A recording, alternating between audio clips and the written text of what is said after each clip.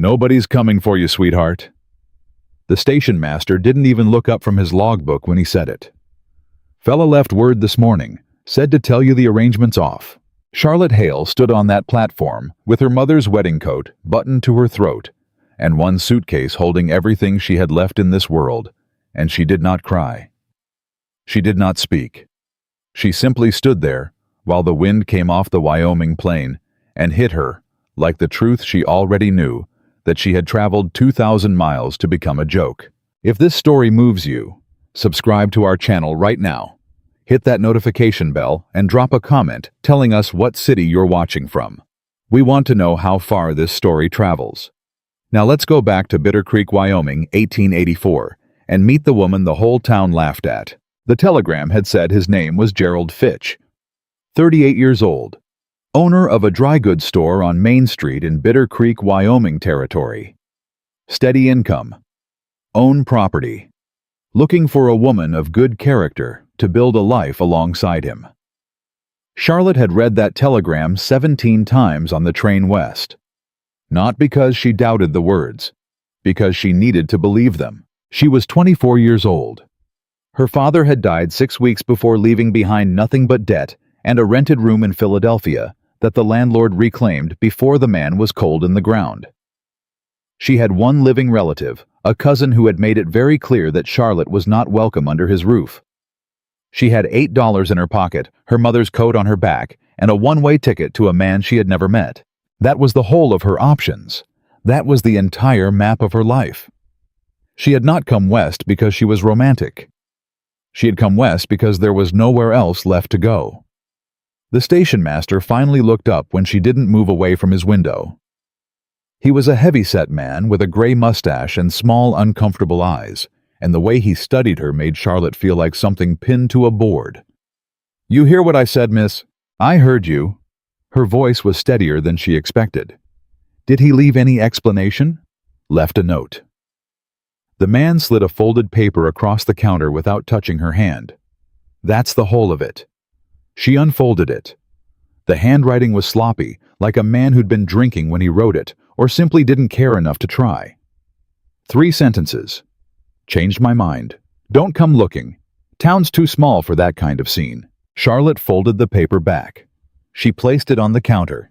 She picked up her suitcase and walked to the nearest bench and sat down.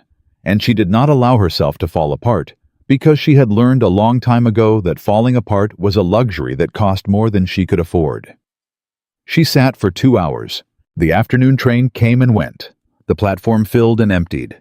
A woman with 2 small children glanced at Charlotte once and looked away quickly, the way people look away from something unfortunate. A porter swept around her feet without speaking. A dog investigated her suitcase and wandered off unimpressed. She had enough money for 2 nights in a boarding house if she was careful.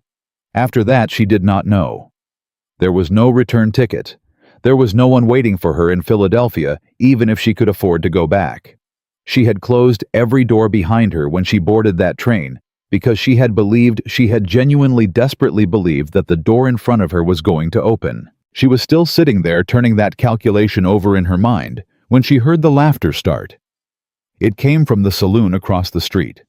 A burst of it, loud and male, and then more laughter, and then a voice rising over it, a voice she didn't know yet but would come to hate before the afternoon was out.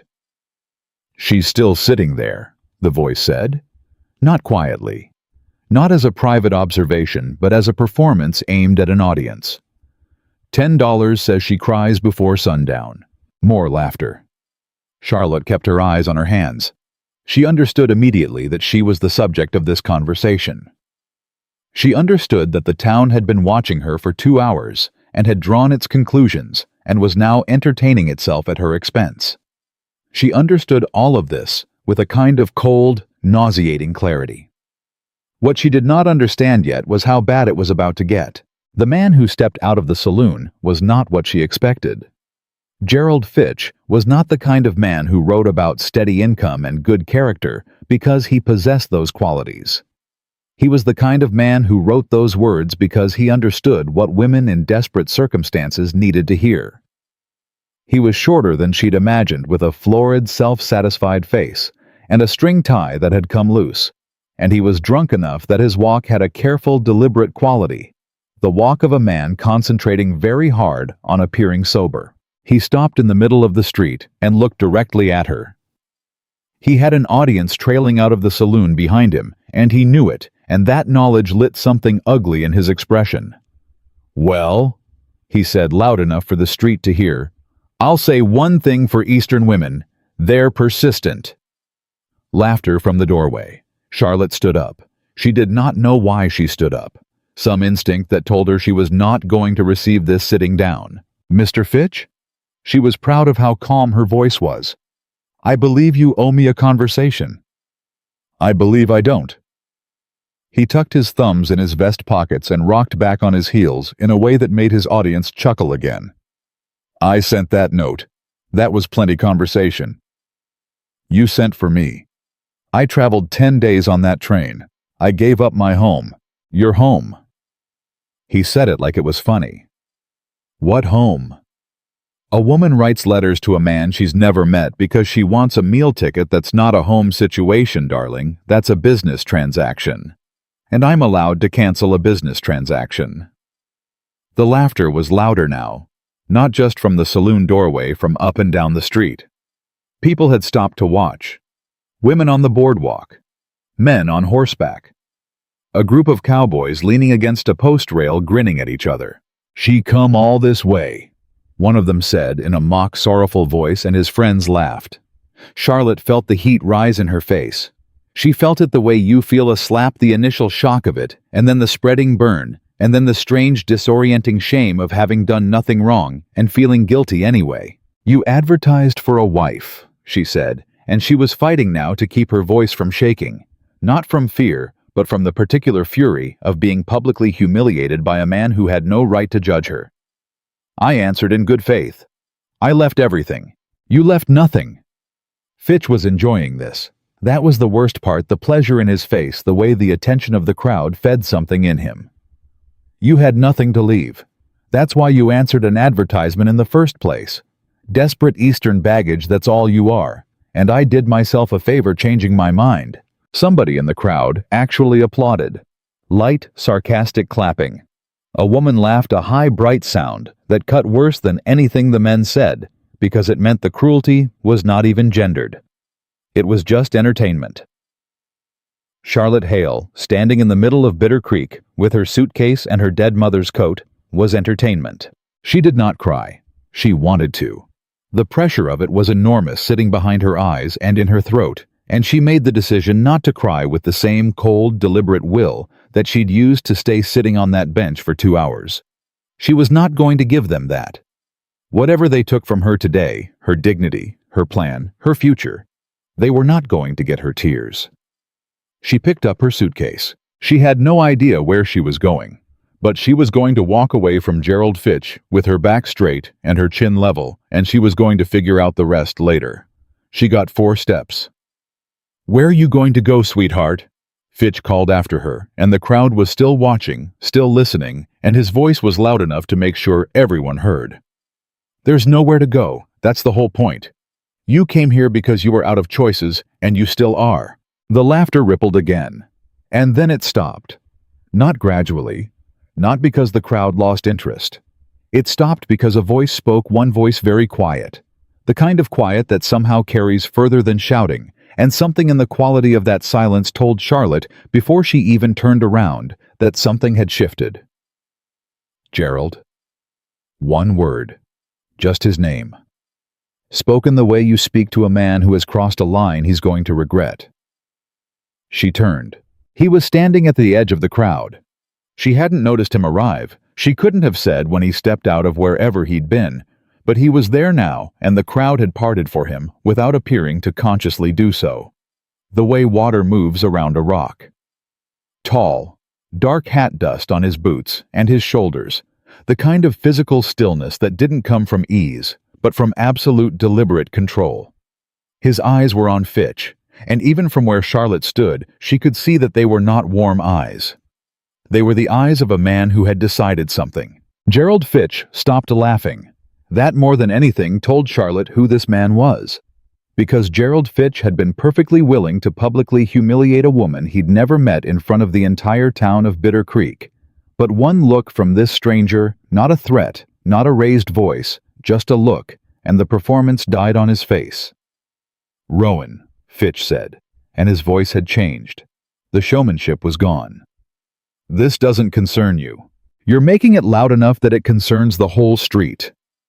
The man Rowan walked forward, not fast, not aggressive, with the particular measured pace of someone who has never needed to hurry because things have always waited for him.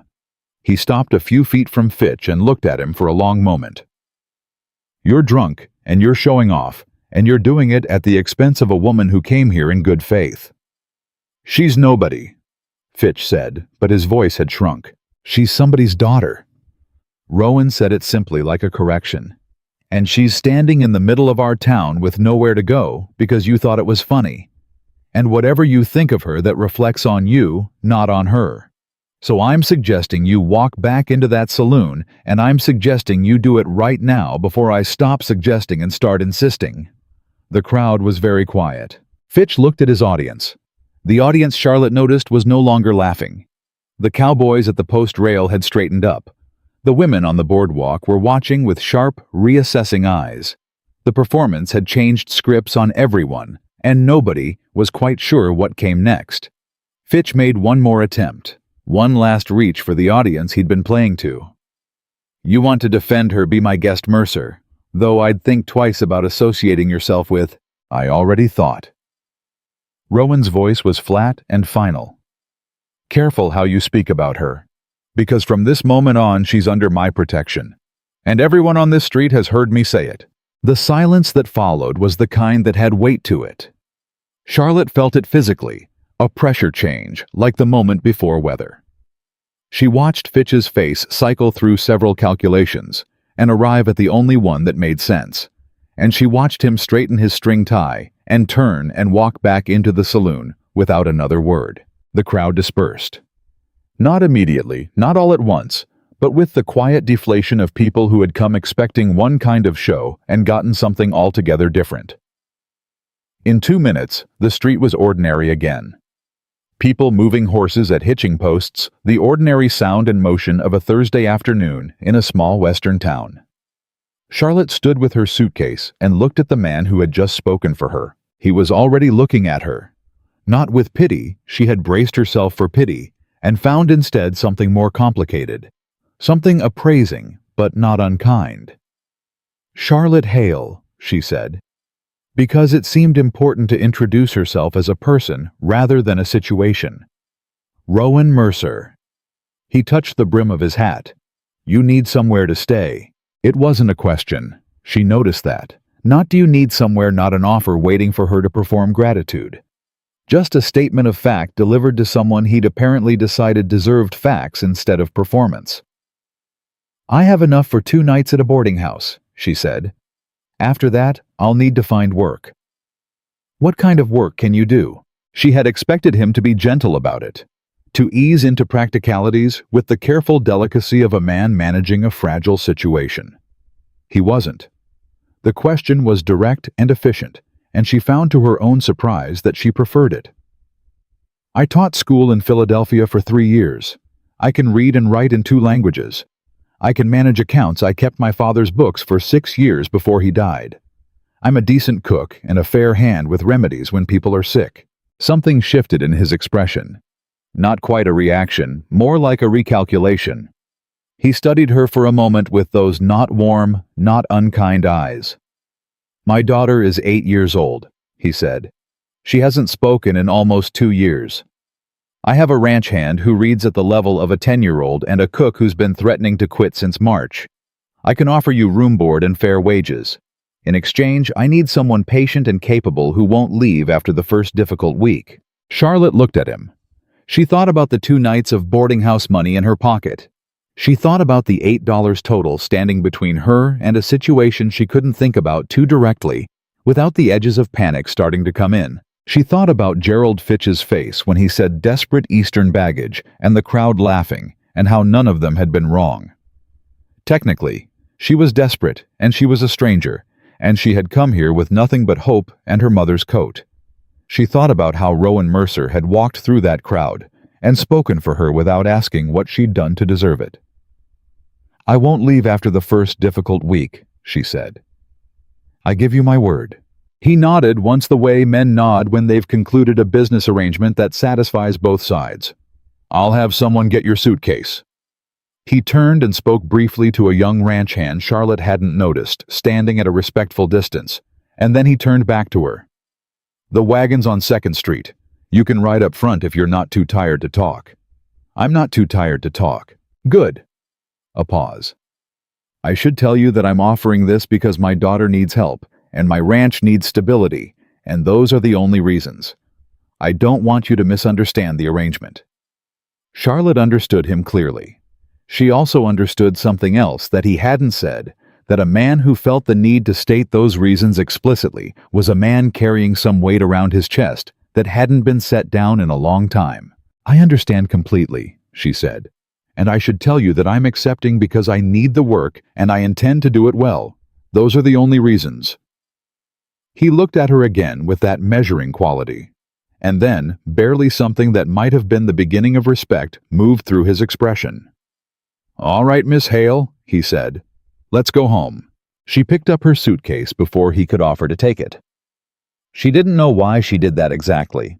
Some stubbornness in her that wanted to carry her own weight at least this much, at least today. She followed him toward 2nd Street, and she did not look back at the saloon where Gerald Fitch had gone, and she did not look at the station master's window, and she did not let herself think about what the town was saying now behind her back, because whatever it was the town's problem, not hers. She had a job. She had a plan. She had made it through the worst afternoon of her life without breaking. That was enough. For now, that was enough. But what Charlotte Hale did not know yet, what she could not have known sitting in that wagon as Bitter Creek fell behind them and the wide Wyoming plain opened up ahead, was that the man sitting beside her with his eyes on the road and his silence like a wall around him had not simply offered her shelter. He had, without intending to, without wanting to, without any understanding of what he was doing, let someone back inside a house he'd been living in alone for 3 years. And houses that have been quiet for 3 years don't stay quiet once someone moves in. They remember what they were for. The wagon ride to Mercer Ranch took 40 minutes, and Rowan Mercer spent 37 of them in silence. Charlotte didn't push him. She had learned a long time ago that silence was not the same as emptiness that some people carried so much inside them, that quiet was the only container strong enough to hold it. So she watched the land instead. The wide-open nothing of the Wyoming plain rolling out in every direction, and she thought about the $8 in her pocket and the job she now had, and the child who hadn't spoken in 2 years, and she let the man beside her keep his silence as long as he needed it. He broke it himself eventually, not with anything she expected. "She used to talk constantly," he said. No introduction, no indication of who he meant. He said it the way a man says something he's been holding too long, not because he decided to share it, but because it slipped out past whatever wall he'd built to contain it. Lily. From the minute she woke up until the minute she fell asleep. My foreman used to say she could out-talk a creek in spring runoff. That was her word for it. Creek in spring runoff. Charlotte waited. She stopped the day of the funeral. He kept his eyes on the road. Walked out of the church, got in the wagon, came home. Never said another word. Doctors say there's nothing physically wrong, that it's grief, and it'll pass when she's ready. A pause. It's been 22 months. What was her mother's name? Charlotte asked. He glanced at her sideways, like the question surprised him. Anne. Did Lily and Anne spend a lot of time together? They were inseparable. The word came out rough, like it cost him something to say it. Anne homeschooled her, read to her every night. They had their own language, those two jokes. Nobody else understood little signals. He stopped himself, jaw working slightly. Point is, the person who knew how to reach her is gone. And I'm not... He stopped again. I run a cattle operation, Miss Hale. I know land and livestock and weather. I don't know how to reach a child who's decided the world isn't worth talking to anymore. Charlotte thought about that very carefully before she answered. She hasn't decided the world isn't worth talking to, she said. She's decided it's not safe to. Those are different problems. He looked at her again, longer this time. That's a fine distinction. It's an important one. You can't talk someone back into the world, but you can make the world feel safe enough that they choose to come back themselves. She paused. That takes time and consistency, and it takes not making the silence into a catastrophe every day, because children feel that pressure, and it makes the silence harder to break, not easier. Another long pause from him. The last woman I hired, the one before the cook, a proper governess from back east, she spent 2 weeks trying to get Lily to speak by offering rewards. Candy extra story time, a new doll from the catalog. His voice flattened. Lily stopped coming to meals while she was there, started hiding in the barn. Then she was listening, Charlotte said. She understood exactly what was being asked of her, and she told you her answer very clearly, just not in words. Something changed in Rowan Mercer's posture. Not dramatic, not visible to anyone who wasn't paying close attention. But Charlotte was paying close attention because paying close attention was one of the things she did well, and she saw the slight easing in his shoulders, the way his hands on the reins loosened fractionally, the way a man looks when he has been given permission to believe that someone else in the world might actually understand. "You can start with meals," he said finally. "She eats in the kitchen with the cook, Mrs. Pratt. Doesn't eat in the dining room. That's fine, I'll eat in the kitchen too." He nodded. Subject closed in the way of men who have said more than they intended to and need to put a wall back up before they say anything further. Charlotte let him have the wall. They covered the last mile to the ranch in silence, and it was a different silence than before. Not the silence of a man closed off, but the silence of a man who had just very quietly let someone through a door he hadn't opened in a long time. She heard Mercer Ranch before she saw it, the low sound of cattle somewhere off to the right. The bark of a dog, the distant clank of metal on metal from somewhere near the barn. When the buildings came into view, she looked at them, the way she looked at everything with the specific practical attention of someone who had always had to understand her surroundings quickly in order to navigate them. The house was large and well built, and looked like it had been loved once, and then simply maintained. There was a difference between those two things, and Charlotte knew it, and this house wore that difference plainly. Mrs. Pratt, the cook, was a broad woman in her 60s with flour on her apron, and the expression of someone who had suspended judgment on Charlotte personally, but was reserving the right to render it at any moment. She shook Charlotte's hand with the firm grip of a woman who respected effort, and was waiting to see whether Charlotte would produce any. "Room's in the east wing," she said. "Lily's in the west. She knows you're coming. Mr. Mercer told her this morning." She didn't react, which is her way of reacting. Mrs. Pratt picked up her ladle and pointed it in no particular direction. "Supper's at 6. I don't hold it." "I'll be there at 6, Charlotte said. Mrs. Pratt looked at her. "You're not what I expected." "What did you expect?" "Crying," the cook said bluntly. "Given the day you've had." She turned back to the stove. "Eat something before 6, you look like the train starved you." Charlotte ate something. Then she carried her suitcase to the east wing room, small, clean smelling of cedar and old wool, and she sat on the edge of the bed for exactly 5 minutes and allowed herself to feel the whole weight of the day. The station platform, Gerald Fitch's face, the crowd laughing, the $8, the 2 nights of boarding house money that now would remain unspent because a man she'd never met had spoken for her in the middle of a street and handed her an improbable chance at something other than disaster. She sat with all of it for 5 minutes. Then she washed her face, changed her dress, and went to find the child.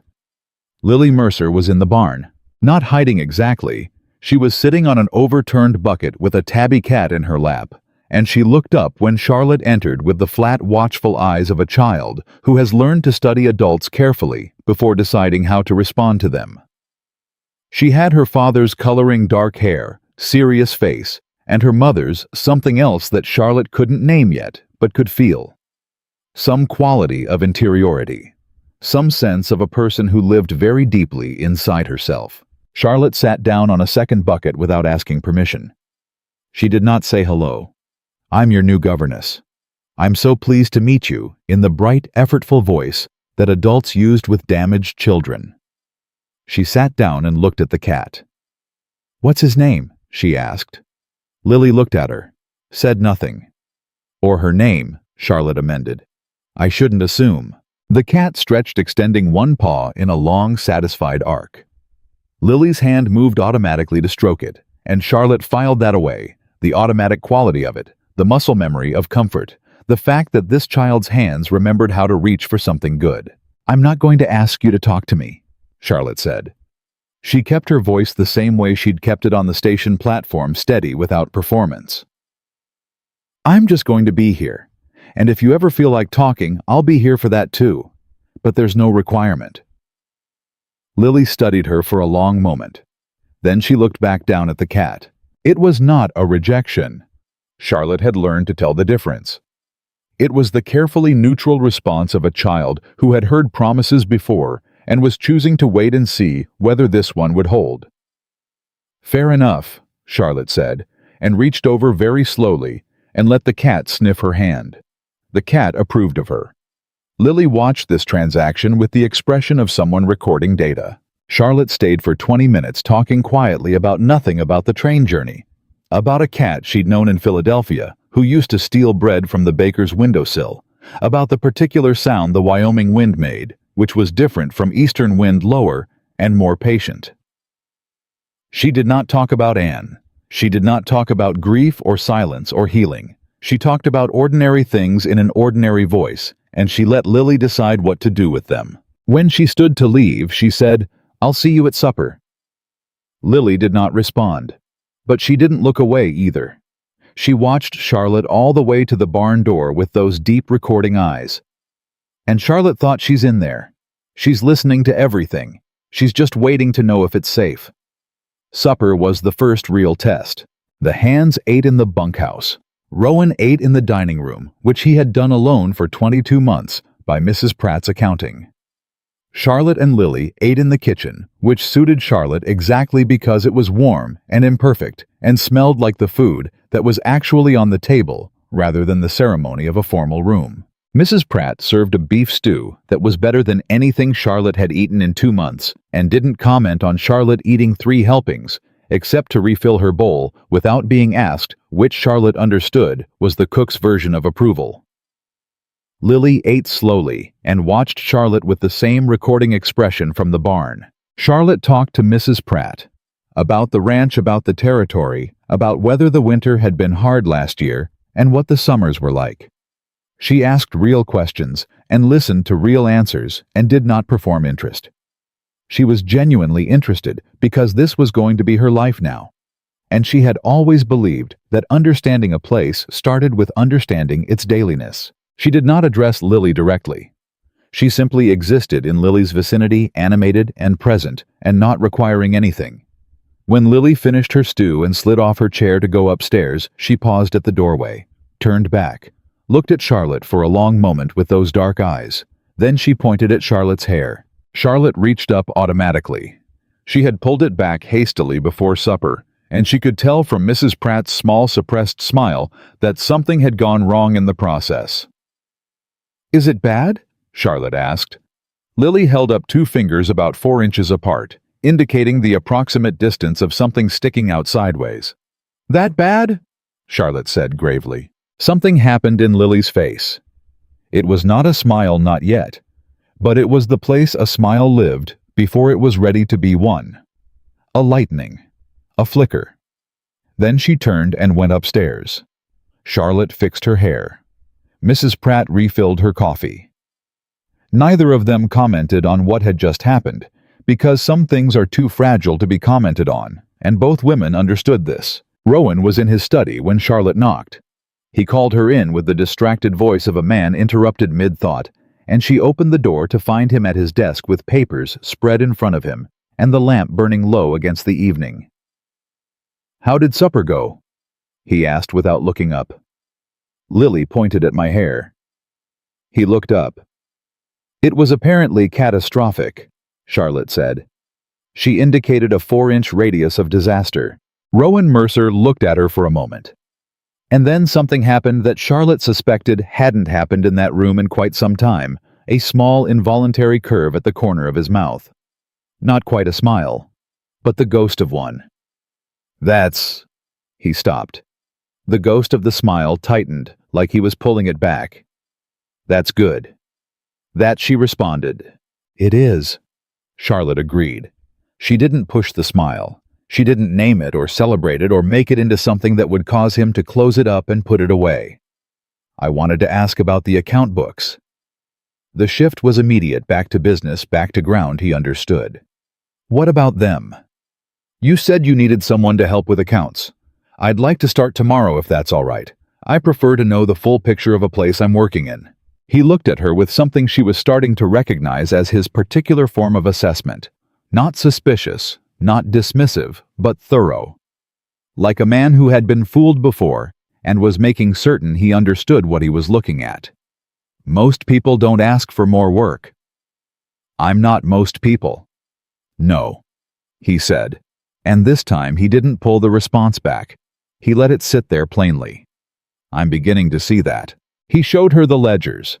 They sat at the same desk, not closely, not uncomfortably with the papers spread between them like a professional arrangement, and he walked her through the ranch's finances with the methodical clarity of a man who understood numbers and expected the same. Charlotte asked questions. Good questions. Specific questions, the kind that told Rowan within 10 minutes that her claim about keeping her father's books for 6 years had not been modesty or resume padding, but simple fact. This column, she said, pointing, these feed costs have been running about 12% above where they should be for the season. Either your supplier is overcharging you, or someone's been recording it wrong. He leaned forward and looked where she was pointing. A beat of silence. Tolliver, he said half to himself. He's been handling the feed orders since March.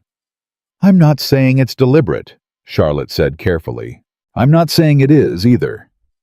But his expression had closed into something careful and contained, and Charlotte understood, without being told, that this was a thread he was going to pull himself, and that she had just handed him something significant without intending to. I'll look into it. She had started to gather the pages when his voice stopped her. Miss Hale? He was looking at the ledger, not at her. What you said to Gerald Fitch today, on the street. A pause. You didn't back down. No. Most people would have, after something like that with a crowd watching. I've noticed, Charlotte said carefully, that the people who laugh at someone alone usually stop the moment that person refuses to perform for them. They're not actually interested in cruelty. They're interested in the performance of it. Take away the performance, and most of them lose interest. She paused. Mr. Fitch was the exception. He would have kept going regardless. Rowan was quiet for a moment. He would have, he agreed. He's that kind of man. Another pause, and this one was different, weighted with something she couldn't identify yet. I should have dealt with him before today. I knew what he was. Charlotte frowned. What do you mean, you knew what he was? But Rowan had already closed the ledger and stood up, and whatever he'd been about to say or not say, it went back behind the wall with the rest of it. Good night, Miss Hale. I'll have Jake show you the full property in the morning. She lay awake for a long time that night, listening to the quiet that a working ranch makes after dark. Not silence, but a breathing quiet full of small sounds and the sense of living things nearby. She thought about Lily's 4-inch hair disaster, and Mrs. Pratt's refilled coffee cup, and the ledger column that didn't add up, and the ghost of a smile on a face that looked like it had forgotten how to make one. She thought about what Rowan had said. I knew what he was. What had he meant by that? How much did he know? And if he'd known why, hadn't he acted before today? She didn't have the answers yet, but she had learned a long time ago that answers didn't come all at once. They came in fragments in the margins of ordinary days, in the moments between tasks when people said more than they meant to because they forgot briefly to guard themselves. She would be patient. She was good at patient. She woke before dawn, dressed, and went to the kitchen to put on coffee before Mrs. Pratt arrived because it was a thing she could do, and she had decided her first week at this ranch was going to make her indispensable before anyone had a chance to reconsider the arrangement. Mrs. Pratt found her there at 5:30 and stopped in the doorway and looked at the coffee and looked at Charlotte and said, in a tone that meant several things at once, all of them cautiously positive. "I can make breakfast if you'd like to sleep an extra hour," Charlotte offered. "I don't sleep extra hours," the cook said. "Never have, never will." She came in and tied her apron. "But you can slice the bread." They worked side by side in the kitchen, in a companionable, efficient quiet. And somewhere around the time the biscuits went in, Mrs. Pratt said without looking up from the pan, "She noticed you." Lily came down to the kitchen after she went to bed, stood in the door and looked at your chair for a minute, then went back up. Charlotte kept slicing bread. "Thank you for telling me." "I'm not telling you it means something large," Mrs. Pratt said. "I'm telling you it means something. Don't make it bigger than it is and don't ignore it. Just keep doing what you're doing." "What am I doing?" The cook looked at her sideways. "Not performing." There was a commotion from the yard at 6:45. Charlotte heard raised voices, two of them, one sharp and defensive, one flat and cold, and recognized the flat, cold one as Rowan's without having heard him angry before. She kept her hands in the bread dough, and she listened, and she did not go to the window because it wasn't her business, but she registered the shape of it. The controlled fury in Rowan's voice, the defensive scrambling in the other. The hard finality when Rowan said, "Clean out your things and be off my property before noon. And if I find out the whole of it's worse than what I found this morning, you'll be explaining yourself to more than me." A door slammed. Heavy boots across the yard. Then the kitchen door opened and Rowan came in, and his expression was the expression of a man who had confirmed something he had hoped wasn't true. "Tolliver," Charlotte asked. "The overcharge was deliberate," Rowan said. His voice was completely even. The kind of even that comes from a very long practice of not allowing yourself to show what something costs you. "He's been skimming since March, small enough amounts that I didn't catch it in the quarterly review." A pause. "You caught it in 40 minutes. Charlotte said nothing. She pulled the bread dough back toward her and pressed it with the heel of her hand.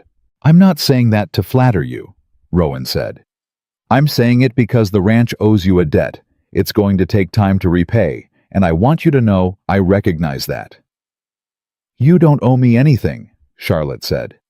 "I caught an error in a ledger. That's what you hired me to do." He looked at her with that measuring quality, and this time there was something else in it, something past assessment, something that he seemed to catch himself showing and pulled back from deliberately. "I'll need to hire a new hand," he said, turning toward the door. "I can post a notice in town when you're ready. I've already told the feed supplier you'll be renegotiating the contract." She paused. "I did that this morning. I hope that was all right." He stopped in the doorway, turned back slowly. "You wrote to the feed supplier before I even knew about Tolliver." "I knew about the overcharge last night," Charlotte said.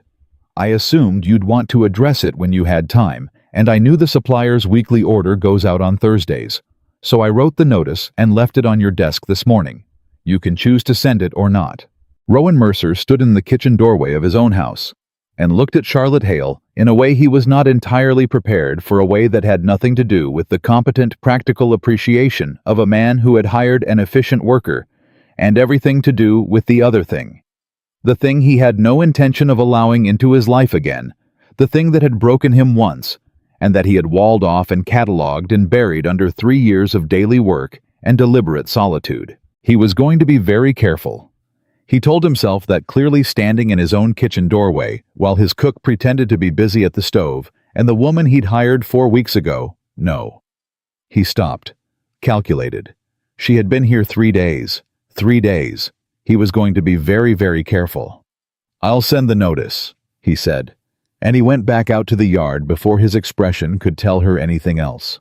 Mrs. Pratt waited until the sound of his boots faded completely before she said, without looking up from the stove, "Like I said, don't make it bigger than it is."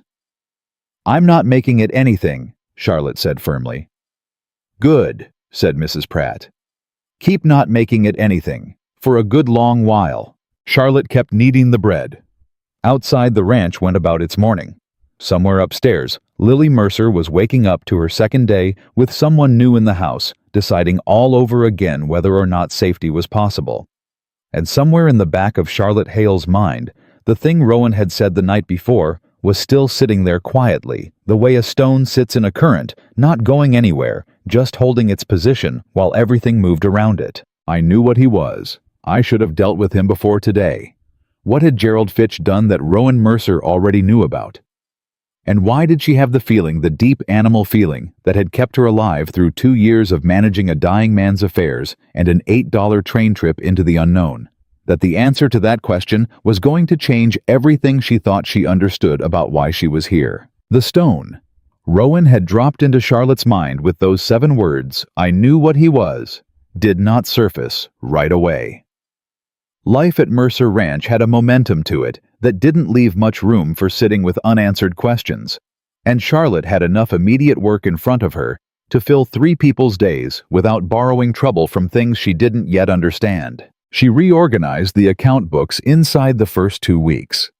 Found 2 more discrepancies, smaller than Tolliver's, skimming both traceable to honest error rather than theft, and corrected them without fanfare.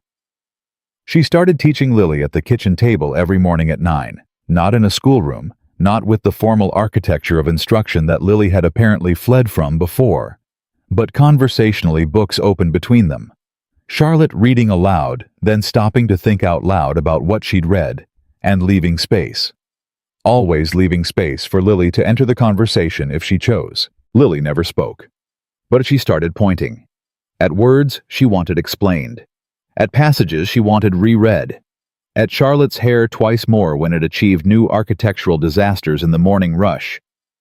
That last one had become something between them, a private, wordless running joke that Charlotte suspected meant more to the child than any formal lesson she'd delivered. The hands had taken to Charlotte the way working men take to someone who respects their labor, not warmly, not immediately, but with a growing matter-of-fact acceptance that showed itself in small acts. Jake the foreman started leaving the day's problem list on the kitchen table so she could work through the supply orders without having to track him down. Pete, the youngest hand, brought firewood to the east wing without being asked after he noticed Charlotte doing it herself. Even old Carver, who had worked the ranch since before Rowan bought it and had the territorial suspicion of a man who had outlasted several changes in management, stopped leaving the room when she entered and started directing his occasional complaints about the feed quality directly to her, instead of muttering them at the wall. She was becoming part of the place. She knew it. She also knew, with the careful, realistic part of her mind, that she trusted more than the hopeful part, that becoming part of a place was not the same as being safe in it. 3 weeks and Mrs. Pratt sat across from her at the kitchen table after supper and said without preamble, "You should know that Bitter Creek is going to be talking about you." "It's already talking about me," Charlotte said. "Talking differently now. You've been out to the Hendersons' place twice when their youngest was sick.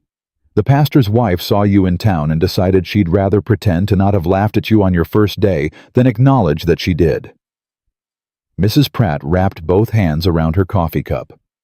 "People are watching to see what you are." "What do they think I am?" "Some of them think you've got designs on Rowan." Charlotte kept her voice entirely neutral. "And the others? The others think you're exactly what you appear to be. A woman who got a bad deal and refused to lie down under it." Mrs. Pratt looked at her steadily. "I'm in the second group, in case you were wondering." "I wasn't worried," Charlotte said honestly. The cook was quiet for a moment. Then, "He's been eating dinner in the dining room." Charlotte looked up from her coffee. 3 nights running, Mrs. Pratt said. "He ate alone in his office for 22 months. Didn't even own a reason to set the dining room table. Started the night before last. I didn't say anything to him, and I'm not saying it to you, except as information." Charlotte said nothing. "He's asked me twice if supper was ready before it was," the cook added.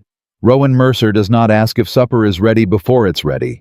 In 3 years he has never once done that." "Mrs. Pratt, I'm still in the not making it anything camp," the woman said firmly. "I'm just informing you of facts. What you do with them is your affair." Charlotte went to bed that night thinking about facts. About a man who ate alone in his office for 22 months and was now eating at a table. About a child who hadn't spoken in almost 2 years and was now communicating in a private vocabulary of points and expressions and one running hair-related joke. About herself, Charlotte Hale, who had arrived in this territory with $8 and a dead woman's coat and no options whatsoever, and who had somehow in 3 weeks become woven into the fabric of something that felt frighteningly like a life. She was thinking about facts and not about feelings, because feelings were the things she couldn't afford yet, and she knew it. She knew it the way she knew everything difficult about her own nature, clearly practically without sentiment, which was why the morning Rowan came to find her in the east field, where she was helping Jake inventory the fence line damage from the last wind, and he stood there in the early cold with his hat in his hands, turning it by the brim. The way a man turns something when he's trying to find the right approach to a thing and said, "The Founders Festival is 2 weeks out, in town. Lily's never attended. I thought—" A pause. "I thought perhaps you might consider accompanying us." Which was why that specific morning was the one where Charlotte had to choose very carefully between the honest answer and the careful one. She chose honest. "I'd be glad to." He put his hat back on. "Good," he said, with the decisive efficiency of a man who has gotten an answer and doesn't need to discuss the question further. "Good." He went back to the main yard. Jake waited approximately 4 seconds before saying with his eyes on the fence line, "First time he's asked a woman to anything in 3 years.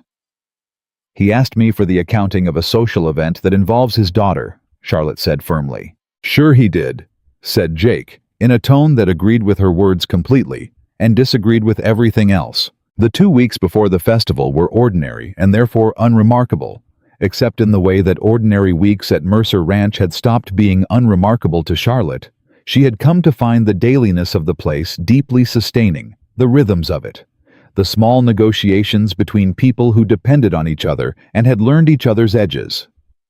She had started playing the old piano in the sitting room after supper, not performing, just playing, letting the music occupy the house the way music does when it belongs somewhere, filling corners, softening edges, making rooms feel inhabited rather than merely occupied. The first night she played, she heard footsteps on the stairs stop. Stay, stopped. After 10 minutes, she heard them go back up. The second night, Lily appeared in the sitting room doorway in her nightgown and sat on the floor with her back against the wall and her knees drawn up and listened for 40 minutes without being asked to leave or go to bed by anyone. The third night, Rowan was in the doorway when Charlotte looked up from the keys. He didn't come in. He just stood there in the hall light with that particular stillness of his listening. And when Charlotte met his eyes, he nodded once, not an instruction, not a dismissal, just an acknowledgement that whatever was happening in this house had something to do with the sound filling it, and went back to his study. Charlotte played another hour. She played songs her mother had taught her, and songs she'd learned in school, and songs she only half remembered that she reconstructed from instinct, and what her hands knew that her mind had half forgotten. She played until the house felt different, warmer, less like a place where someone had died, and more like a place where people lived. She was still thinking about that particular shift when the morning of the Founders Festival arrived and changed everything. The festival was the largest gathering Bitter Creek staged in any given year, 2 days of commerce and music, and the peculiar social intensity of a small community that saw its full membership only a few times annually. Charlotte had been warned by Mrs. Pratt that it would be the first time the full town had seen her since her arrival, and that opinions would be visible on faces whether their owners meant them to be or not. She wore her best dress, blue wool worn but well kept, and she did her hair carefully, and she walked out to the wagon with Lily's hand in hers, and Rowan 1 step behind them, and she held her chin level, and she was not nervous. She was not nervous the way a person is not nervous who is in fact nervous, but has decided it's irrelevant and has moved on from it. Bitter Creek on Festival Day was loud and pressing, and full of the particular social electricity of a community that runs on gossip, like a mill runs on water. Charlotte felt the eyes before she registered the individual faces, The quick glances, the leaning whispers, the assessments being run up and down her person by women who had whispered about her on her arrival day and were now recalibrating. Lily walked beside her and held her hand tightly and said nothing, which was entirely consistent with Lily's established practice, except that there was a quality of trust in the grip of her hand that hadn't been there 3 weeks ago. Charlotte held back without making it a performance. Rowan walked on Charlotte's other side, which the town noticed. Charlotte noticed them noticing, and she noticed Rowan not noticing them noticing, which was either genuine obliviousness or a man who had long since stopped managing other people's opinions, and she suspected the latter. The pastor's wife found Charlotte first. She was a small, thin woman with the brittle dignity of someone who has done something she's ashamed of and has not yet decided how much to apologize for it. "Miss Hale," she said, and then after a pause that cost her something visible, "I wanted to say the Henderson boy is much better. Mrs. Henderson said you were very kind." "He just needed the fever watched," Charlotte said. "He did the hard part himself." Something in the pastor's wife's expression released. Not completely, there was still the residue of what she'd done and the unanswered debt of it, but the immediate tension of not knowing what reception she'd get from the woman she'd laughed at publicly dropped away. "I hope you're well settled at the ranch," she said. "Very well, thank you." She moved on. 2 other women followed, and then a third, and Charlotte handled each of them with the same steady, unremarkable courtesy she used for everything. Not cold, not forgiving. Specifically, not performing graciousness, just present and functional, and treating each encounter as a simple human exchange, rather than a ledger to be settled. Rowan watched this from a distance of about 10 feet where he had stationed himself, with the particular casual alertness of a man who is not hovering, but is absolutely tracking the room. It was late afternoon, about 4 hours in, when Gerald Fitch appeared. Charlotte saw him before Rowan did. He was moving through the crowd with the deliberate weaving energy of a man who had been drinking since noon, and had a specific direction in mind, and the specific direction was her. She had time to feel one clean moment of "here it comes" before he reached her. "Well," he said. "Miss Mail Order." Loud enough for the surrounding 10 feet of festival crowd to hear. "How's life as a charity case working out for you?" The crowd around them quieted in that specific tightening way of people who sense a scene and haven't decided yet whether to stay for it. Charlotte looked at him. "Gerald. Don't Gerald me." He was swaying slightly, but his eyes were sharp with something worse than drunkenness. The cold, specific malice of a man who had been made to look small in public and had been carrying the debt of it for 3 weeks. "You think you've made yourself right at home out there, don't you? Got the rich man eating out of your hand, teaching his mute little girl. Well, watch your mouth." The voice came from Charlotte's left, and it was flat and final, and cut through the crowd noise like a blade. Rowan was there. She hadn't seen him move, but there he was, 3 feet from Fitch, and the cold stillness of him was absolute. Fitch didn't back down this time. He had grievances 3 weeks old, and enough whiskey in him to mistake that combination for courage. "I'm speaking the truth. She's a gold digger, and you're too lonely to see it. She trapped you with her." Rowan walked forward. 1 step 2. He stopped close enough to Fitch that the smaller man had to look up, and he spoke quietly enough that only the nearest people could hear, which somehow made it more terrible than shouting. "The last time I let you finish a sentence like that," he said, "I regretted it. I'm not making that mistake twice. You're going to stop talking." "Or what?" Fitch said, and his voice broke slightly on the last word in a way that meant his own courage was failing him at the moment he needed it most. Or I'll make very sure that every man in this territory knows exactly what you are." Rowan's voice was the same temperature it always was when he said something irreversible. "And I'm about 30 seconds from doing that anyway." The crowd had fully stopped now. Not just nearby, the ripple of attention had moved outward through the festival in the way that disruptions moved through crowds, and people were turning pressing, creating the particular charged circle of a confrontation that has stopped being avoidable. Charlotte felt Lily's hand tighten in hers. She squeezed back once firmly, a signal that she was there, that this was all right, that whatever came next, They were standing in it together. Fitch looked at the crowd, looked at Rowan. Made the calculation drunk men make when they have gone past the point of retreat, but have not yet arrived at the point of sense. "She's nobody," he said again, the same thing he'd said 3 weeks ago on the station platform, his one note, his entire argument. "She came here with nothing, and she's using you." Rowan turned to the crowd. Not dramatically, not with performance. He simply turned and spoke the way a man speaks when he has made a decision and wants it heard clearly by everyone who needs to hear it. "You laughed at her," he said. 3 weeks ago on that platform, most of you stood there and laughed at a woman who'd been wronged and did nothing wrong in return. I'm asking you to look at what's standing across from her now, the man you let do that, and tell me which one of them deserved what they got. The silence was complete. Rowan turned back to Charlotte. He held out his hand. Not as a lover, not with ceremony, as a man who has made a declaration and intends to stand in it. "She's mine," he said quietly and finally. "And any man who disrespects her from this point forward answers to me. That includes anyone on this street." Charlotte took his hand.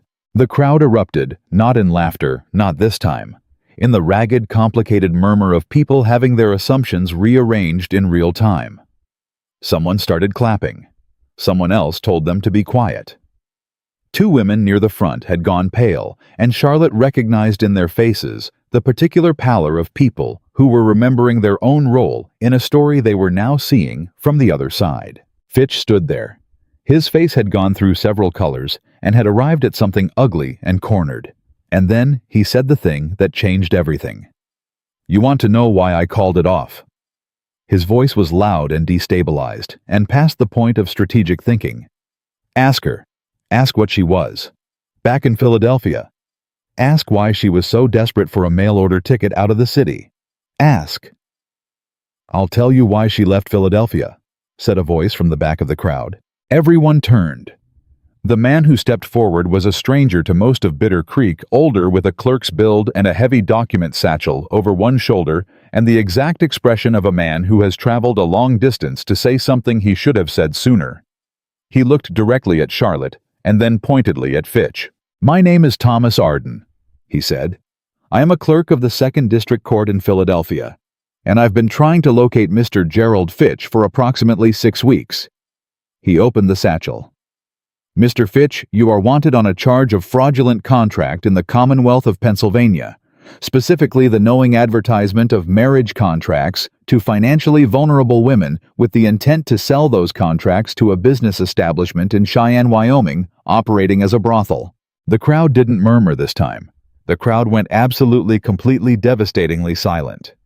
Charlotte felt the ground shift under her feet, not figuratively. She felt it physically, a lurch in the world's geometry, the sudden reorientation of everything she thought she understood about what had happened to her 3 weeks ago. She hadn't simply been humiliated by a man who changed his mind. She had been lied to by a man who had planned from the beginning to sell her. The advertisement, the letters, the ticket west.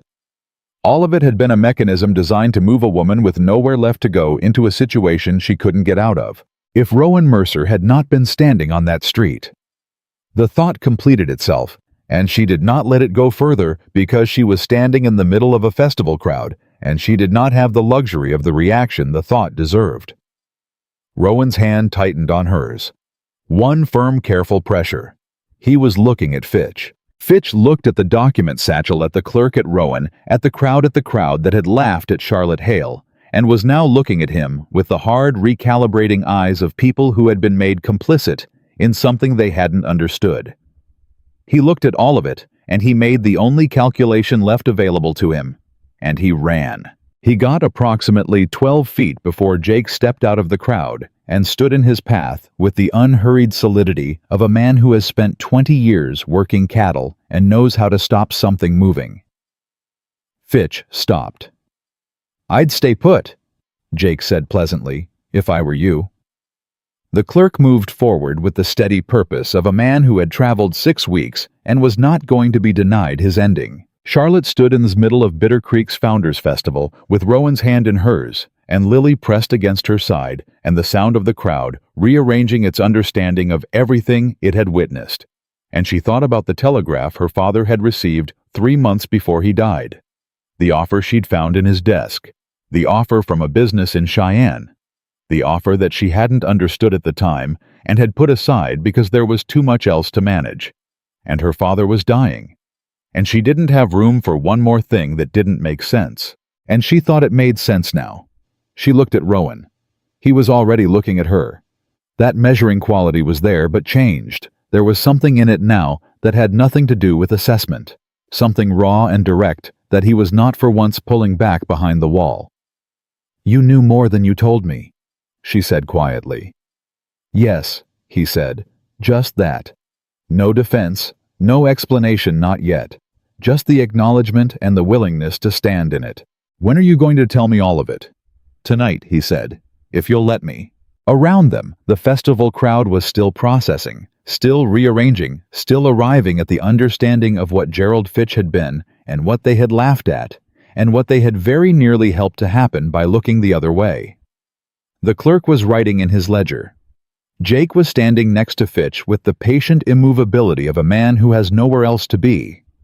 2 women were crying quietly near the punch table for reasons that seemed to go beyond what they would have been able to articulate. Lily looked up at Charlotte. Her dark eyes were full of the unspoken language she had developed over 22 months of choosing silence over risk, and in those eyes, Charlotte read something she had not seen before.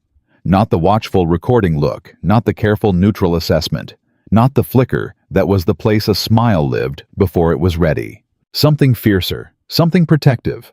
The look of a child who has watched someone she loves almost be hurt and is deciding with all the grave certainty of an 8-year-old that she is not going to allow that. Lily reached up and took Charlotte's free hand.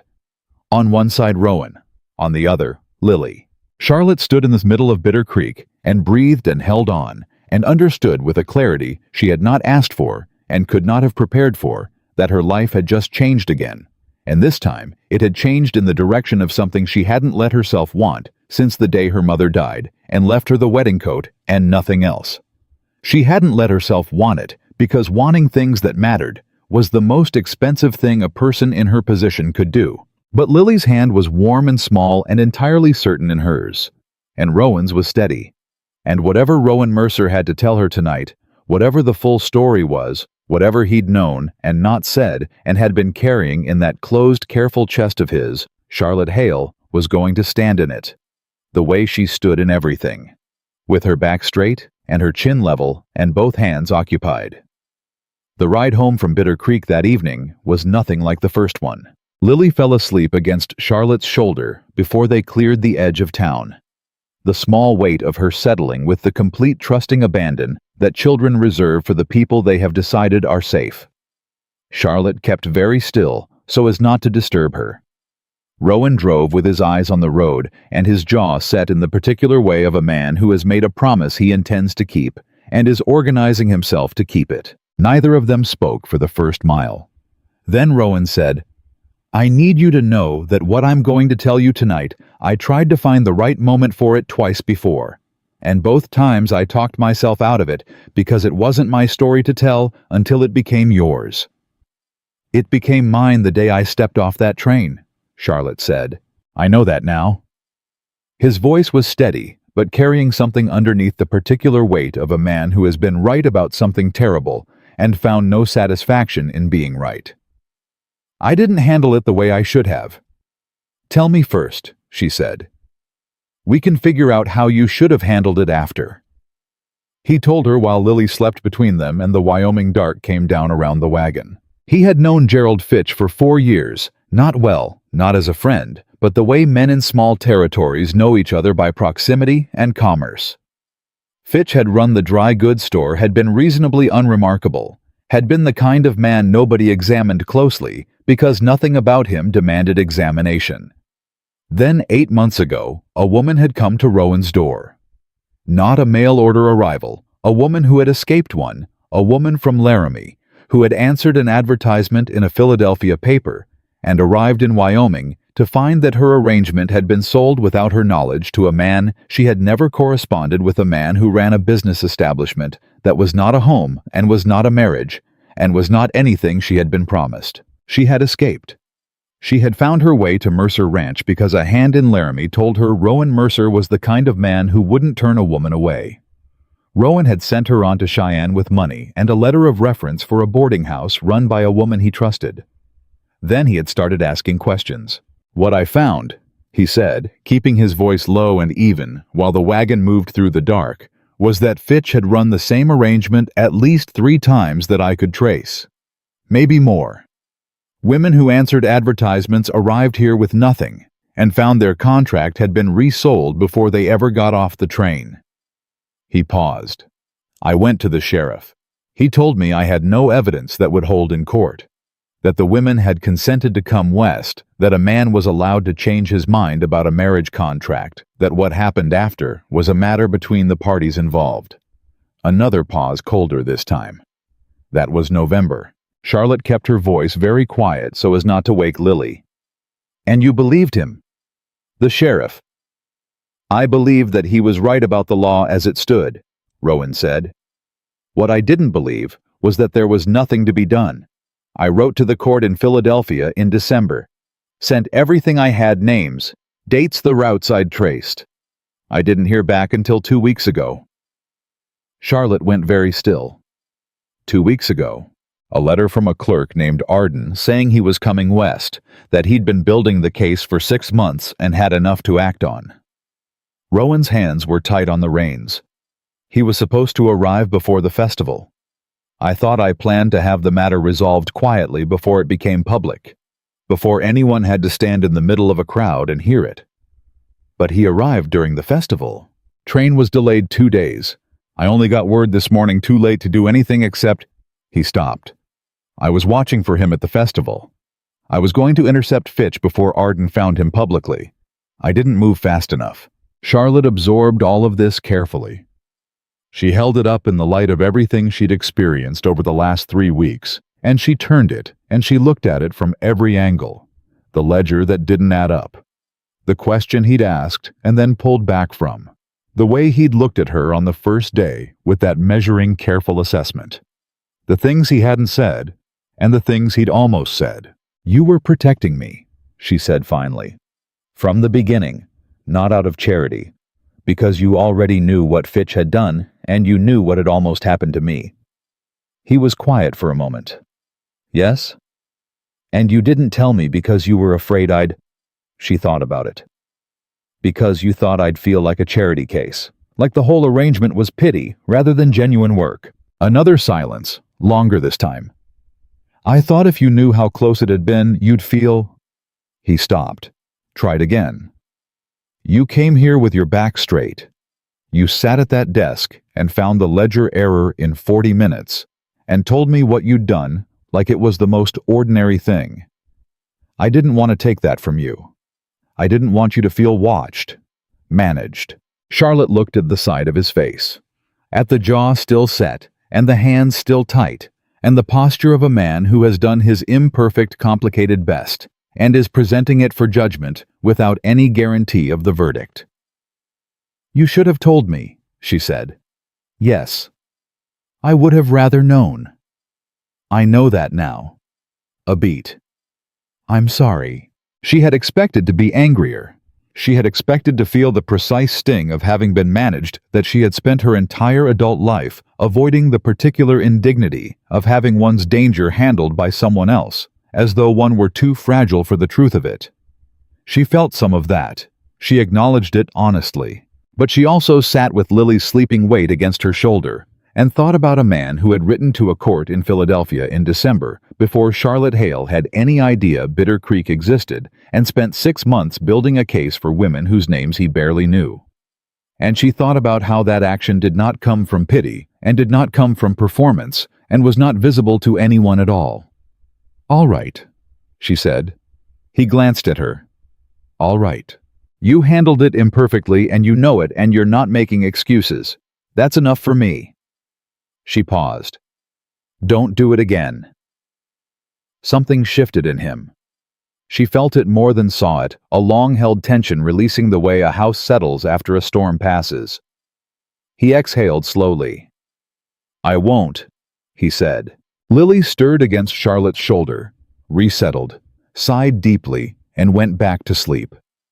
Charlotte looked down at the top of her dark head and felt something open in her chest, something that had been closed for a long time, something she had kept shut with both hands because opening it cost too much and she could not afford expensive things.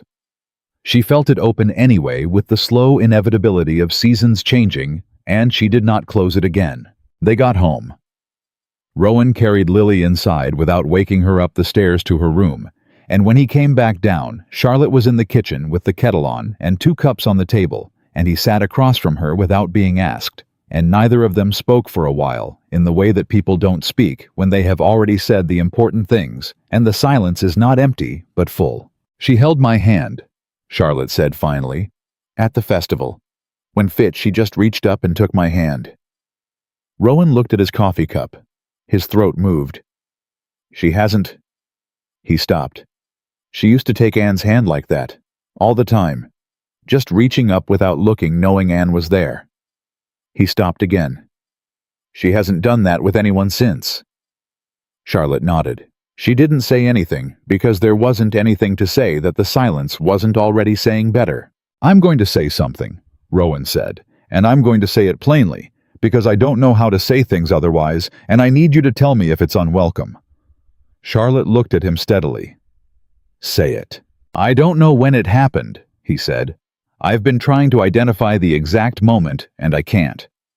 Maybe it was the ledger. Maybe it was the first morning you had the coffee on before Mrs. Pratt got there. Maybe it was the night you played the piano and Lily came down and sat on the floor." He looked at her directly the first time he'd looked at her this directly, without immediately pulling back from it. "But somewhere in the last 3 weeks, I stopped thinking of you as someone I'd hired to solve a problem. And I need to know if that's something you want me to keep to myself, or something you want me to say out loud." Charlotte's heart was doing something she had instructed it not to do. She gave it exactly the time it needed, and then she said, "Say it out loud." "I'm in love with you," Rowan said, simply and completely the way he said everything, without performance, without hedging, with the particular courage of a man who has already been broken once and is choosing to be vulnerable anyway, because the alternative is a life he can't keep living. "I don't know what to do about it yet, and I'm not asking you for anything. I just needed you to know that when I said she's mine in that crowd today, it wasn't—" He stopped. "It wasn't only about protecting you." The kitchen was very quiet. Outside, the wind came off the plane in that low, patient way it had. "I know," Charlotte said. "I've known for a while." He looked at her. "I've been very carefully not knowing it," she clarified. "Because knowing it seemed like an enormous risk, and I've been making very cautious decisions about risk since approximately the day I arrived." "That's reasonable," he said. "It is," she agreed. "It's also exhausting." She looked at him across the table at the face that had been a wall for 3 years and had been opening incrementally door by door in the week she'd been here until she was sitting in his kitchen at 10 o'clock at night, looking at a man who had just handed her something irreplaceable and terrifying and real. "I'm in love with you too. I've been in love with you since the morning you came to find me in the East Field and stood there turning your hat by the brim like a man who'd forgotten how to ask for things." Something broke open in his face. Not the ghost of a smile this time. Something larger and less controllable, the expression of a man whose heart has been quiet for 3 years and has just remembered with full force what noise it makes. He reached across the table and took her hand. Not as a declaration this time, not as a public statement, not for any audience. Just the 2 of them in a kitchen at night holding on. They sat like that for a long time. The first snow of winter came 3 weeks later. It arrived overnight, silent and thorough, blanketing the ranch in the particular hush that only snow makes, the kind of quiet that feels like the world pausing to take a breath.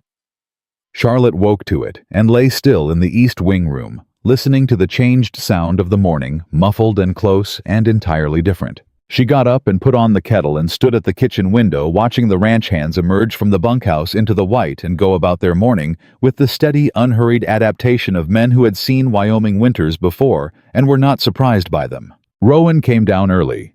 He always came down early now. He came in from the barn with cold on his coat and hat and poured his coffee and stood beside her at the window. and they watched the first snow together without speaking, which was something they had gotten very good at, the particular shared silence of two people who had decided each other's company was enough even when no one was performing. "Lily's going to want to go out in it," Charlotte said. "She'll need the red coat. It's in the trunk in her room." "I know where it is." A pause. "She showed me last week."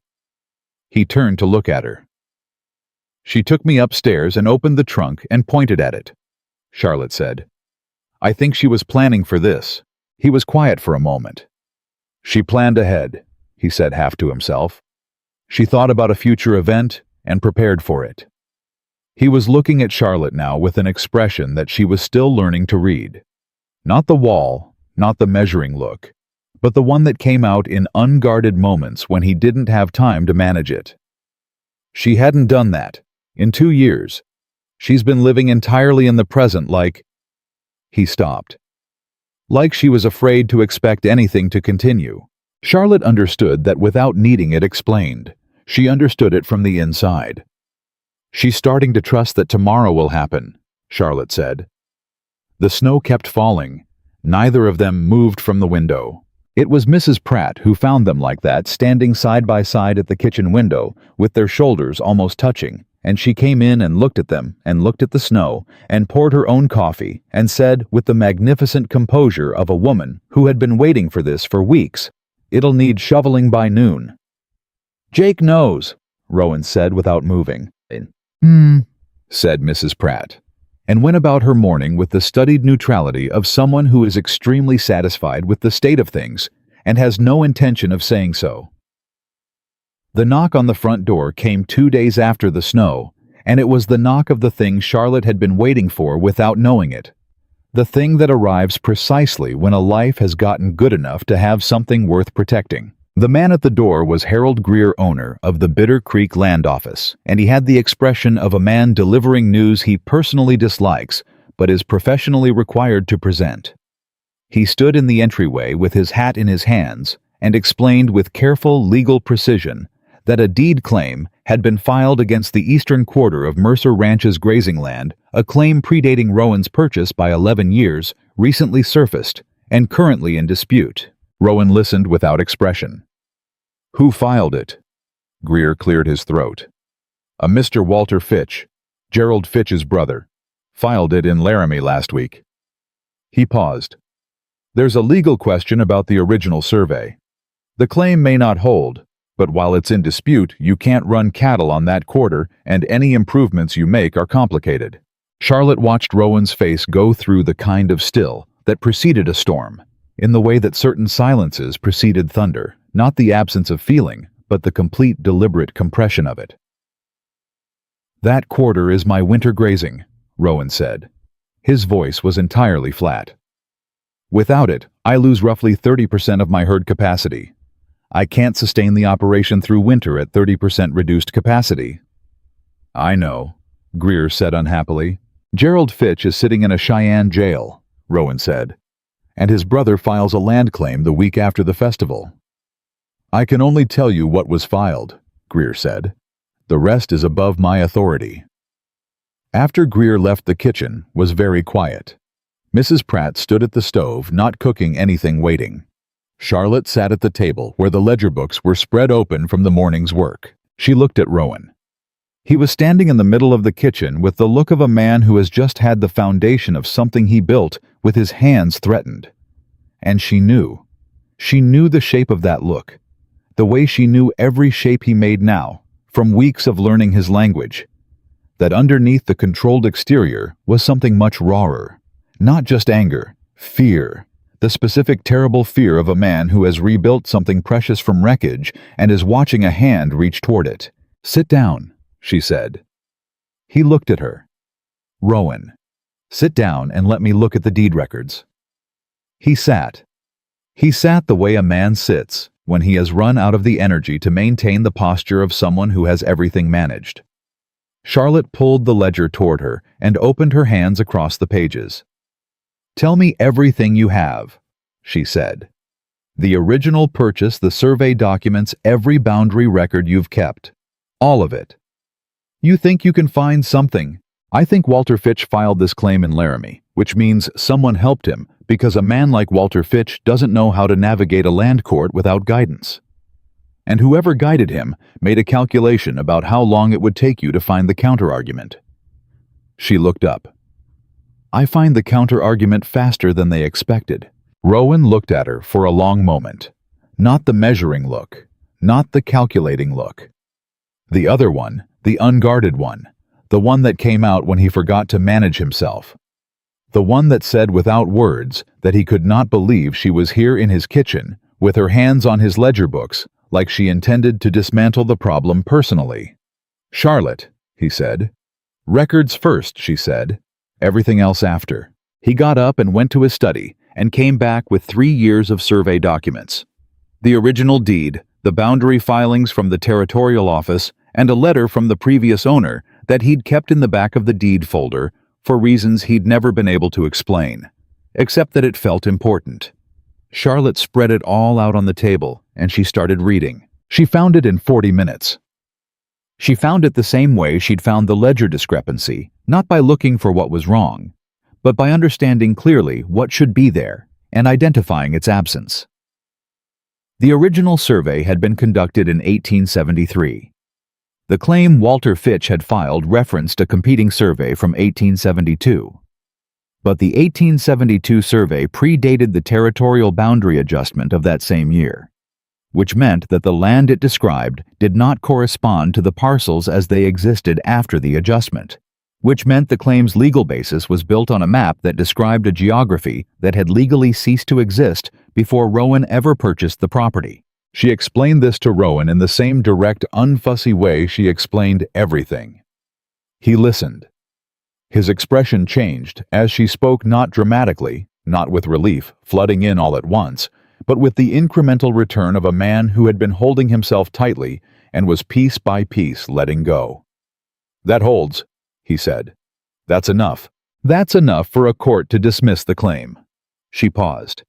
It's also enough to ask some very pointed questions about who helped Walter Fitch locate a 1872 survey that the territorial office stopped recognizing over a decade ago. Someone went looking for that document specifically. Rowan's expression had gone back to the flat, quiet cold.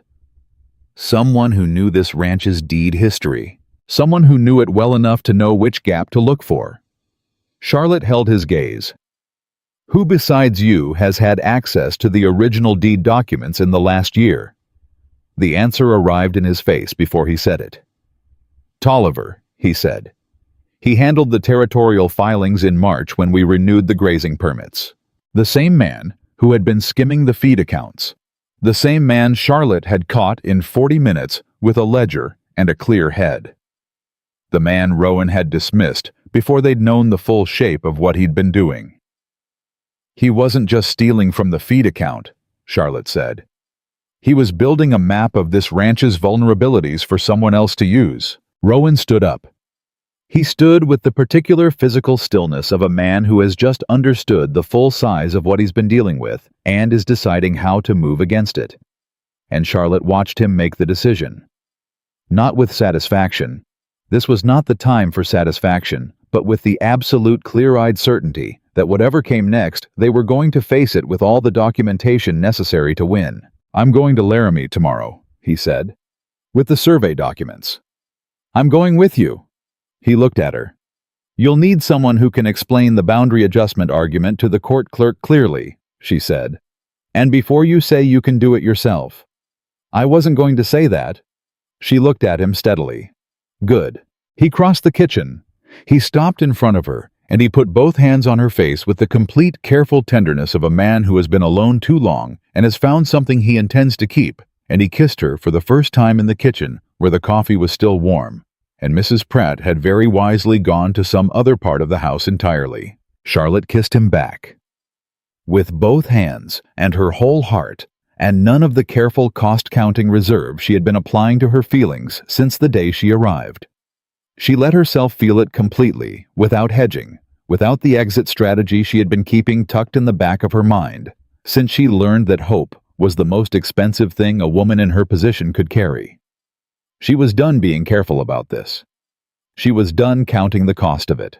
When they finally separated, Rowan pressed his forehead to hers and breathed. Just breathed. The way a man breathes when he has been running for 3 years and has finally stopped. They heard Lily on the stairs before they saw her, the small, careful sound of feet moving in socks across the landing. Then the kitchen doorway. Then Lily standing there in her nightgown, with her dark eyes traveling between the two of them, and her face making an expression that Charlotte had never seen before. Something complex and layered and beyond what a child's face usually accommodated. Not the flicker. Not the place where a smile lives. Something that had moved past that and arrived somewhere full and settled. Lily walked across the kitchen. She did not look at Rowan. Not yet. She came directly to Charlotte and took her hand, and then she turned and looked up at her father, and she opened her mouth. The word came out rough, unused, like something that had been living in a box for 22 months and had forgotten slightly how to breathe in open air. "Mama." She was looking at Charlotte. The sound Rowan made was not a word. It was the sound a man makes when something he has been holding up for years is finally put down. Not dropped, not broken, but carefully, deliberately set down, because someone else is there to help carry it. Charlotte felt the sob go through him before she heard it. She felt it in the hand she reached out to catch his arm, in the way he gripped it back, and she looked at the face of a man who had not cried in 3 years, and was crying now without being able to stop. Lily watched her father. Then she let go of Charlotte's hand and walked to him and put her arms around his waist, and Rowan bent down and wrapped himself around his daughter and held on. And Charlotte stood in the kitchen of Mercer Ranch with her hand over her mouth and felt the whole shape of what this family had been through pass through her like weather. The grief and the silence and the long, terrible patience of love waiting for the world to feel safe enough to speak. Outside, the snow kept falling, patient and white, and covering everything that needed covering. Inside, for the first time in 22 months, the house remembered what it had been built for. Lily said 3 words the morning after. Not to Charlotte this time. To her father. She came down to breakfast, sat in her chair, and waited until Rowan looked up from his coffee, and then she said in that same rough, box-opened voice, "Pass the butter, please." 3 words. Ordinary as dirt. The kind of sentence spoken 10,000 times at 10,000 tables across the territory every single morning without anyone registering it as extraordinary. Rowan passed the butter. He kept his face entirely steady. His hand shook slightly when he set the dish down, and he put it flat on the table so she wouldn't see. Charlotte looked at Mrs. Pratt. Mrs. Pratt looked at the stove. Both women were completely silent in the practiced, disciplined way of people who understood that some moments collapse if you breathe on them wrong. Lily buttered her biscuit, ate it, then said, "Are we still going to Laramie?" Rowan cleared his throat. "You want to come?" She considered this seriously the way she considered everything. "Yes," she said.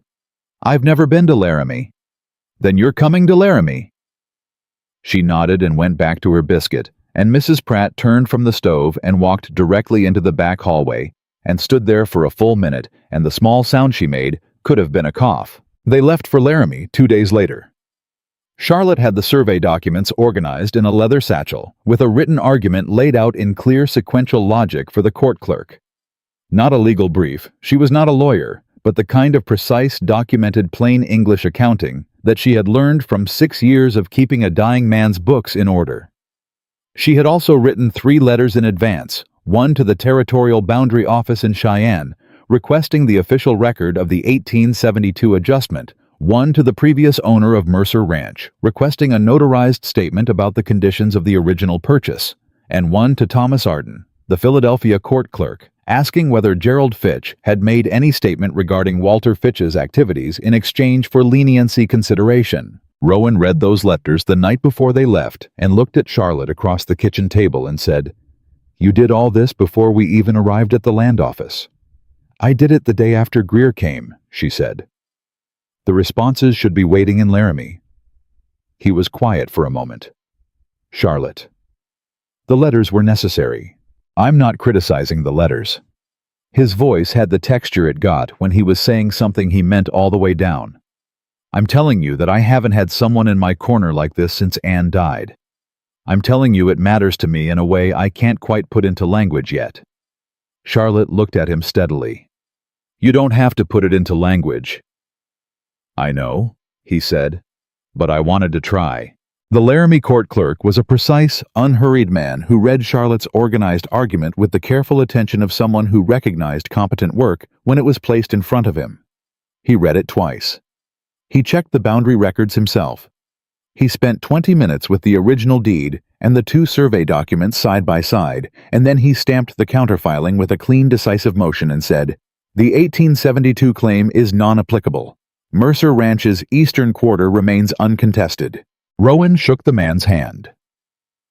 Lily, standing beside Charlotte and holding her hand in the now habitual way she had adopted for public spaces, watched the handshake with the expression of someone mentally recording a data point for future reference. On the way out of the building, she said, "Charlotte won." Rowan looked down at her. "She did. Because she wrote the letters before anyone expected her to." "That's right." Lily nodded, filing this information carefully. "That's a good strategy," she said with the judicial certainty of an 8-year-old who has arrived at a conclusion she intends to apply. Charlotte looked at Rowan over Lily's head. He was looking back at her with the expression, the unguarded one, and she decided, standing on a Laramie courthouse step in November, with cold air on her face and a solved problem in her hands, and a child holding her hand, that she had stopped being afraid of that expression, that she was going to let herself receive it without immediately calculating the risk of it, because calculating the risk of good things was what had kept her alone for 24 years, and she was done with that particular economy. The Arden letter was at the hotel as she'd expected. She read it while Lily explored the room with methodical curiosity, and Rowan stood by the window. Gerald Fitch had made the statement. In exchange for a reduced sentence, he had confirmed that his brother Walter had been recruited to file the land claim by a third party, a man who held a financial stake in seeing Mercer Ranch's operations destabilized. A man who had provided Tolliver's contact and had been the architect of the skimming scheme long before Tolliver ever appeared at the ranch. The man's name was Samuel Greer, the land office owner's brother, who had been quietly purchasing territory adjacent to Mercer Ranch for 2 years, waiting for the financial pressure that would force Rowan to sell a portion of the eastern quarter at a reduced price. Charlotte set the letter on the table. "Harold Greer came to tell you about the land claim personally," she said. Rowan turned from the window. "Because his brother put him up to it. His brother needed you off balance, needed you scrambling over the legal question before you had time to look at who was behind it." She paused. "Harold may not have known the full extent of it, or he may have decided that family obligation outweighed the rest." Rowan's jaw was set. "Either way, Samuel Greer has been operating inside my affairs for 2 years, with Tolliver as his instrument," Charlotte said. "And when we dismissed Tolliver, Samuel needed a faster solution. The land claim was the faster solution." She folded the letter. "He made one mistake. He didn't expect you to already have the counter-argument in writing. He didn't expect anyone to move quickly enough. He built this entire scheme on the assumption that a man running a cattle operation in winter wouldn't have time to dig through boundary records before the dispute dragged on long enough to cause real damage." She looked at Rowan. "He didn't know about me." Something moved in Rowan's expression. Pride was part of it, unmistakable, unguarded. Something fiercer than pride was the rest. "No," he said quietly. "He didn't." "I want to go to the sheriff tomorrow," Charlotte said. "With the Arden letter and the records, Samuel Greer committed conspiracy to defraud. That's not a matter for the land office. That's a matter for the law." Rowan looked at her for a long moment. "All right," he said. "Tomorrow morning." They went to the sheriff the next morning. Charlotte presented the documentation in the same organized, unperformative way she presented everything. And the sheriff, unlike Bitter Creek's sheriff 8 months prior, read it with the careful attention of a man who recognized that the woman sitting across from him had done his investigative work for him, and had done it cleanly. He opened an inquiry that same afternoon. Samuel Greer was arrested 4 days later. The news reached Bitter Creek before Rowan and Charlotte did. When the wagon pulled into town on the return journey, the first person to come off the boardwalk was Jake, who had ridden ahead and had apparently been telling anyone who would listen exactly how the Laramie proceedings had gone. Behind him came 2 ranch wives, then the hardware store owner, then the pastor himself, who shook Rowan's hand, and then turned to Charlotte and said with the formal sincerity of a man delivering an apology he had clearly prepared, "Miss Hale, I owe you a better welcome than this town gave you. I intend to do better." Charlotte accepted this without ceremony. "Thank you, Pastor." He nodded, then looked at Lily, who was sitting between Charlotte and Rowan on the wagon seat, and regarding the gathering crowd with the measuring expression she used for situations she hadn't fully categorized yet. "And this must be Miss Lily," he said, in the careful, gentle voice of a man trying not to startle a bird. "I've heard a great deal about you." Lily looked at him. Then she said clearly and without hesitation, "I've heard about you too." The pastor blinked, then smiled a real one. "Have you? Charlotte says you make long sermons, but your wife makes excellent pie." There was a beat of pure silence. Then the pastor laughed a genuine laugh, surprised out of him, and the small crowd around the wagon caught it, and it spread. And this was a different kind of laughter than the kind that had greeted Charlotte 6 weeks ago. This was the laughter of people who are glad, who are warm, who are gathered around something good rather than circling something weak. Charlotte felt Rowan's hand find hers on the seat. He did not make a production of it. He just held on the way he'd been holding on since the night they sat in the kitchen and said the true things out loud, and she let him. The wedding happened in spring. Not because spring was romantic, though it was the cottonwood trees pushing out their first leaves and the ranch all green and loud with new calves, but because spring was when Lily had decided it should happen. She had announced this in February, with the serene authority of someone who has given the matter serious thought and arrived at a conclusion that is not open for negotiation. "Spring," she said at the breakfast table to no one in particular. "When the trees are out, that's when it should be." Rowan had looked at Charlotte. Charlotte had looked at Lily. "Spring it is," she said. Mrs. Pratt made the cake. Jake and the hands built a platform under the cottonwoods. The pastor came with his wife, who did indeed bring pie, 2 of them, which Lily noted with private satisfaction. The Bitter Creek women who had once whispered came with their husbands and their contributions to the table, and the particular behavior of people who have decided collectively that the past is something to be carried forward differently. The pastor's wife sought Charlotte out privately before the ceremony and stood in front of her for a moment with her hands clasped and said, "I have been ashamed of myself for 6 weeks." She did not dress it up or request absolution. She simply offered the fact plainly. Charlotte looked at her at the woman who had laughed on the platform and lived with it since. "I know," she said, "and I know it wasn't easy to say that." It wasn't. The woman's chin came up slightly. "Are we all right?" "We're all right," Charlotte said, and meant it. The ceremony was simple. Neither of them had wanted anything elaborate, Rowan, because he was constitutionally unsuited to ceremony. Charlotte, because she had spent enough of her life in situations where the form of things had been all wrong, and the substance had been what mattered. The words they said to each other were the ordinary words. The old ones, the ones that had been said under cottonwood trees and in sod houses and on courthouse steps across the territory for generations. And they said them in the same plain, direct way that both of them said everything without performance and without hedging, and with their whole hearts available. Lily stood at Charlotte's side, holding a fistful of cottonwood flowers she had collected from the ground, and was wearing her serious expression, not solemn, not sad, but the expression of someone present for something important and intending to be fully present for it.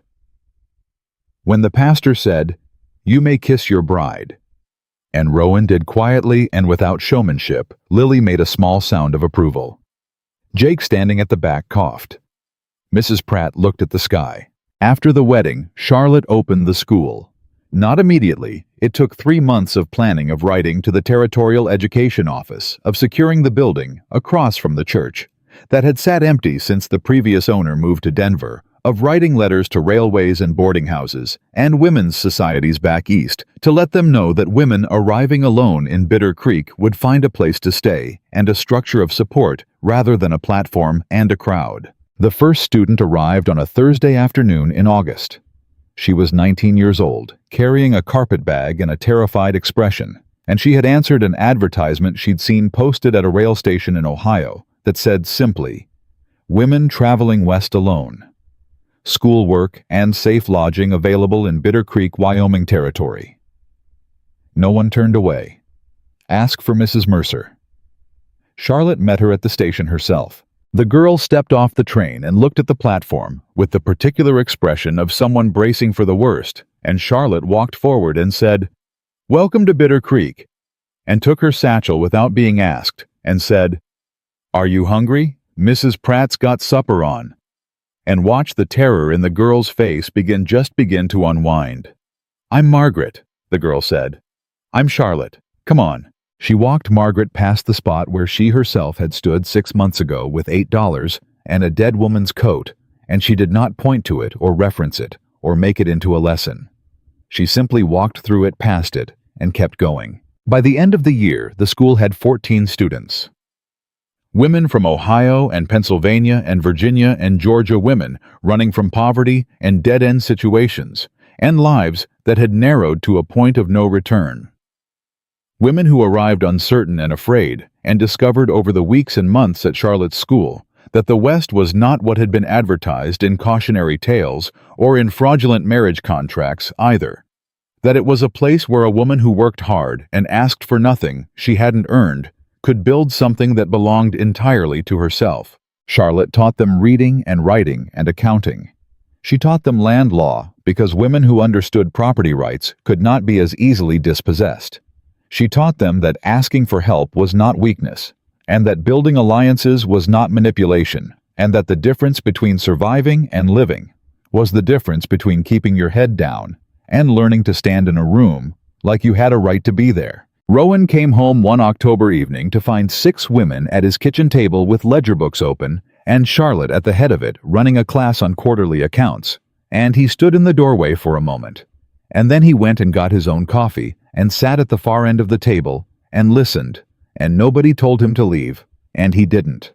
Later, after the students had gone and Lily was in bed and the kitchen was theirs again, he said, "You know what you're doing here, running an accounting lesson. You know what I mean." He looked at her. Those women, what they look like when they walk in the door and what they look like 2 months later. You know exactly what you're doing, and you've known from the beginning. Charlotte was quiet for a moment. "I knew what I would have needed," she said. "When I arrived, I knew what would have changed the shape of that first day if it had been there. So I built it." He reached across the table, the same motion he'd made the first night in the kitchen, the same unpretentious certain gesture, hand out waiting, not demanding. She put hers in it. "Anne would have loved you," he said. "I need you to know that. She would have sat at this table and argued with you about everything and loved you for all of it." Charlotte held his hand and thought about a woman she had never met who had left a piano in a sitting room, and a child who pointed at disasters, and a man who had been broken by the losing of her. "I think I would have loved her too," she said. He nodded. Neither of them said anything else for a while. The story of Charlotte Hale, who became Charlotte Mercer, on a spring day under cottonwood trees, was told and retold across Wyoming territory for decades afterward. It was the story people told to women arriving alone on trains and men who thought they could define a person by the worst day of their life, and children who needed to understand that the world was not always what it looked like at first. It was told in the particular way that true stories get told, not with embellishment, but with emphasis, the important details kept and the irrelevant ones falling away, until what remained was the clean essential shape of it. And the essential shape was this. A woman arrived with nothing. A man stood up in a crowd. A child said one word that broke a silence 2 years long. And 3 people who had each been diminished by loss, by grief, by cruelty, by the slow erosion of hope, found that what they had built together was stronger than what any of them had lost alone. 15 years later, Charlotte was standing on the station platform when the afternoon train came in. She stood the way she always stood, back straight, chin level, fully present, and beside her was Rowan, older now, gray at the temples, and beside him was Lily, 23, and studying law in Cheyenne and home for the harvest week, who had grown into the kind of woman who walked into rooms like she had been there before and would be there again. A young woman stepped off the train alone. 18, maybe 19. Carpetbag. Terrified expression. Looking at Bitter Creek with the eyes of someone who had used up all her options and was hoping very quietly and without much confidence that this one last door wasn't going to close in her face too. The town did not laugh. The town had not laughed at a woman alone on that platform in 15 years. Something had changed in the marrow of the place. Some lesson absorbed slowly, imperfectly, the way all real lessons are absorbed, not all at once, but in the accumulation of small moments and witnessed choices, and the daily unremarkable example of people who decided to do better. Charlotte walked forward. She took the girl's hand the way someone had once taken hers. Not performing generosity, not making a production of rescue, just a hand warm and certain, offered to someone who needed to know the ground was solid. "Welcome to Bitter Creek," she said. "I'm Charlotte Mercer. You're going to be all right."